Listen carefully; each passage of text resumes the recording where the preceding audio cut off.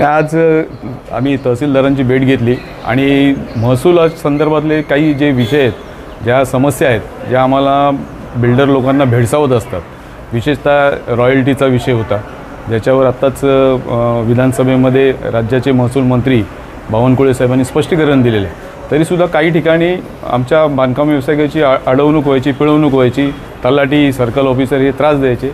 या सर्व गोष्टी त्यांच्या कानावर घातलेल्या आहेत.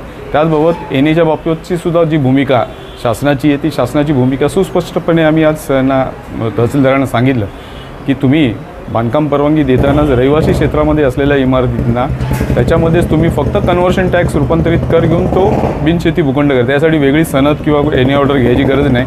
परंतु बाजारामध्ये अशी चर्चा आहे आणि काही दलाल आणि काही तलाठी, काही मंडळ अधिकारी हे बिल्डरांना घाबरवतात आणि तुम्हाला एने करायला लागेल आणि ह्या प्रोसेसखाली वेळ काढूपणा करतात आणि एखाद्या बिल्डरला मग त्याच्याकडनं मोबदला घेतला जातो आणि तो बिचारा त्या भीतीपोटी तो पैसे देतो आणि ते करायला मार्गी पाडला होतात आणि त्याच्यात वेळ पण जातो त्याच्यात.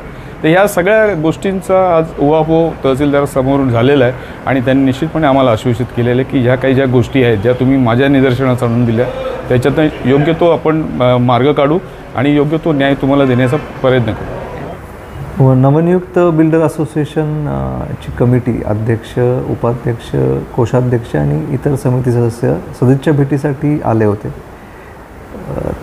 ज्यावेळेला ते विकासक म्हणून अंबरनाथ आणि बदलापूर या प्रगतीशील शहरांमध्ये विकासक म्हणून काम करतात, त्यांना विकास भूखंडांचा करत असताना जे प्रशासनाकडनं सहकार्य अपेक्षित आहे आणि जे त्यांच्या अडीअडचणी आहेत त्याच्यावरती एकंदर चर्चा करण्यासाठी ते आले होते. त्याच्यामध्ये स्वामित्व धन गौण खनिजाचं असेल, ज्याला आपण रॉयल्टी म्हणतो, आणि जे रहिवासी आणि वाणिज्य भूखंड आहेत त्यांचा अकृषिक दर जो आहे आणि त्याची आकारणी आणि त्याचं कन्व्हर्जन याविषयी इत्थंभूत चर्चा झाली. त्या अनुषंगाने काही प्रश्न हे स्थानिक स्तरावरील आहेत, ते तालुका प्रशासन मदतपूर्वकपणे आणि जलद गतीने हाताळेल हे मी त्यांना आश्वस्त केलं आहे.